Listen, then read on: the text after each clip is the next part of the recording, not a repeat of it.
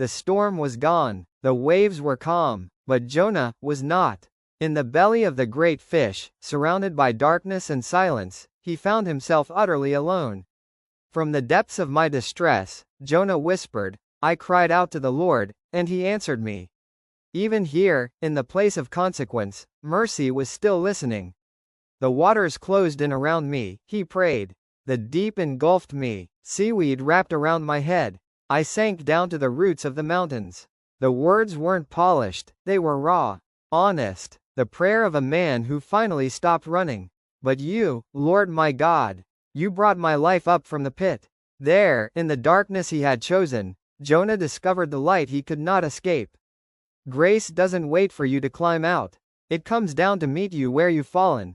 When my soul fainted within me, I remembered the Lord. Those who cling to worthless idols forfeit the grace that could be theirs. But I, with shouts of grateful praise, will sacrifice to you. What I have vowed, I will make good. Salvation belongs to the Lord. Then the Lord spoke to the fish, and it released Jonah onto dry ground. The same God who sent the storm commanded the sea to let him go. He came out drenched in mercy. The prophet who had been running was now reborn through grace. His journey wasn't over, but his heart had changed.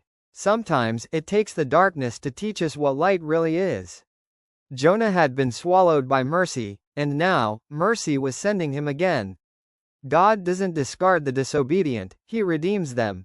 Then the word of the Lord came to Jonah, a second time. Arise, go to Nineveh, that great city, and proclaim to it the message I give you. The same call, the same mission, but this time, the prophet's heart was different. Grace doesn't erase your calling, it restores it. 3 days across the wilderness, Jonah walked toward the city he once feared, carrying the message of the God who refused to give up on him. Nineveh, the crown of Assyria. Powerful, violent, proud, the kind of place most prophets avoided, and the kind of people God still pursued. 40 days more, Jonah cried, and Nineveh shall be overthrown. His voice was not polished. His tone not gentle, but it carried truth, and behind it, the weight of mercy.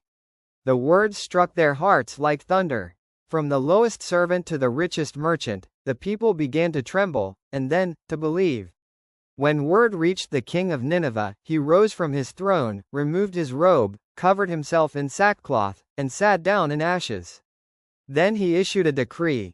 Let everyone, even the animals, fast and cry out mightily to God. Let them turn from their violence, and perhaps God will show compassion. The proud city that once mocked heaven fell silent in humility. For the first time in its history, Nineveh was listening to the God of mercy.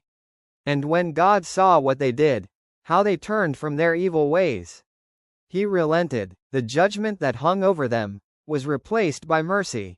The same mercy that chased Jonah through the sea now washed over an entire nation. God's grace is not limited to the worthy.